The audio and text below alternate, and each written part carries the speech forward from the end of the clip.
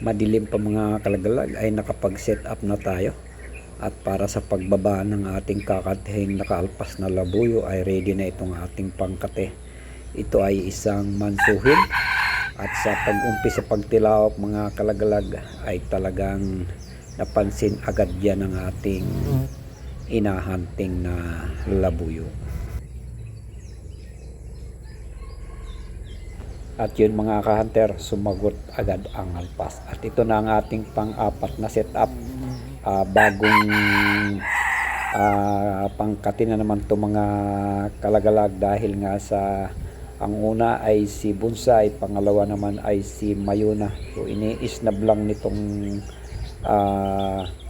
kinakati natin at sa ngayon nga subukan natin ang isang bagong mansuhin. At sa pagliwanag mga ka-hunter, ito na ang nangyari. Itong ating mansuhin ay naging malikot. Gustong kumawala ito sa kanyang pamaha at pumipili talagang hinuhugot ito.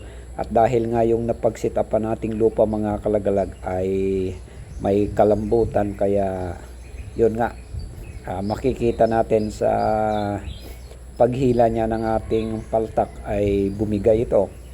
Kung saan na ang alpas ay lumalapit na sa kanya dahan-dahan. At wrong timing talaga mga ka-hunter ang pangyayaring ito dahil sa inaasahan ko na ang alpas ay parating na at magkakasubukan itong dalawa at baka mahuli nga natin.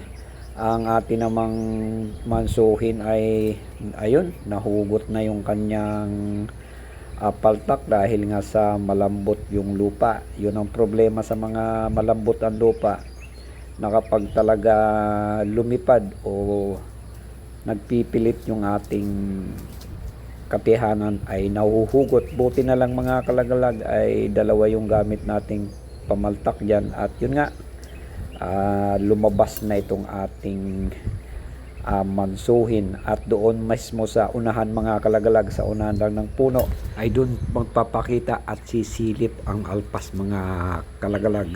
At ito nga ating pangkate ay nakalabas na sa kanyang CI. At sa hindi nga ring magandang pagkakataon mga idol, ang ating pataker ay nakaharang lang diyan sa unahan din ng punong malaki na yan. At yung alpas nung umabante ay palihis, so hindi siya umabot dito sa ating pataker. Kung diretso lang sana ang takbo niya palapit sa ating pangkate ay sure ball siya sa ating pataker na nakaabang mga kalagalag. At ito na nga ang ating hinihintay. Lumabas at natatanaw na rin siya ng ating pangkate at ito ay may sinusundang inahin mga idol. At sa ilang segundo lang sa kanyang kinakatayuan, ito ay tumakbo nga palapit pero hindi sa ating pangkate dahil meron na naman siyang nasipat na inahin na kanyang hinabol. So wala pa rin tayong pag-asa na makuha ang alpas na to dahil nga sa pangatlo na nga itong ating ginamit na pangkati ngayon na isang mansuhin ay hindi pa rin natin nakukuha ang alpas na yan mga kalagalag. At sa huling alas ko ay gagamitin ko dyan ang aking katihanan na mistisong puting labuyo na si puti, na baka sakali mga ka-hunter ito na ang makakuwas sa kanya.